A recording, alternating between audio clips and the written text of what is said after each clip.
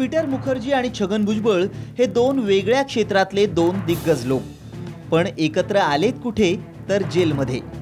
Arthur road तुरुंगात हे दोघं एकाच बराकेत आहेत। एवढंच नाही तर भुजबळांच्या घरून डबा यायला बंदी आहे, पण पीटर मुखर्जींच्या घरून डबा येतोच। त्यामुळे भुजबळ आणि पीटर मुखर्जी सोबतच जेवण करतात।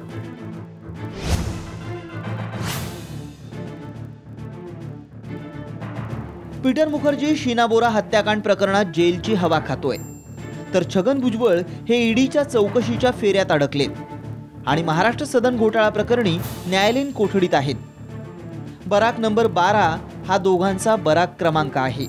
विशेष बाब म्हणजे या बराकीत 2018 ते 2012 या काळात कसाबला ठेवण्यात आलं होतं। छगन भुजबळ यांना न्यायालयीन कोठडीत ठेवण्यात येण्याचा निर्णय झाला त्याच दिवशी छगन भुजबळांनी घरचं जेवण मिळावं म्हणून न्यायालयाकडे मागणी केली, मात्र न्यायालयानं ती फेटाळली। तर पीटर मुखर्जीला नोव्हेंबर 2015 मध्ये अटक करण्यात आली। त्यानं घरचं जेवण मिळण्यासाठी अर्ज केला होता, जो मंजूर करण्यात आलाय। आता पीटर मुखर्जी आणि छगन भुजबळ डबा शेअर करतायत।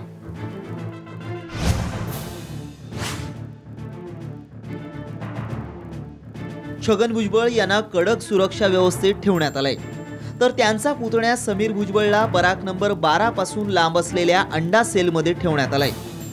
समीर भुजबळला बाहेरचं खाण्याची परवानगी देण्यात आली आहे। काही दिवसांपूर्वीच समीर भुजबळनं सँडविच आणि वडापाववर ताव मारल्याची बातमीही आली होती। छगन भुजबळ यांना मात्र बाहेरचं काय किंवा घरचं जेवण काय न्यायालयानं मनाई केली आहे। जेलमध्ये सध्याच्या घडीला 2400 कैदी आहेत, मात्र बराक नंबर 12 मध्ये छगन भुजबळ आणि पीटर मुखर्जी हे दोन कैदी एकत्र आहेत। ते जेवण सोबत करत असल्यानं त्यांच्यात मैत्रीही चांगली जमली असणारच।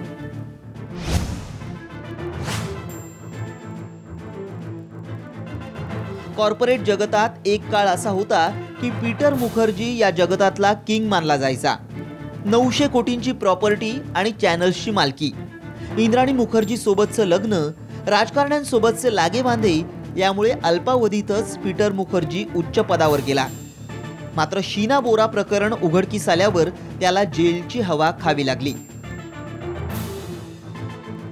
भुजबळ सामान्य कार्यकर्त्यापासून ते उपमुख्यमंत्री पदापर्यंत मजल मारत राजकीय कारकीर्द घडवत गेले, मात्र एका घोटाळ्यामुळे त्यांना जेलमध्ये जावं लागलं।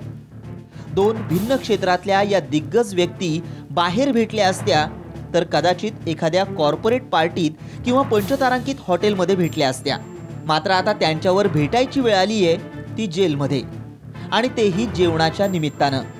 याचं कारण एकच आहे, दोघांनीही केलेला गुन्हा, कदाचित आयुष्य म्हणतात ते हेच। समीर जावळे, साम टीव्ही, मुंबई।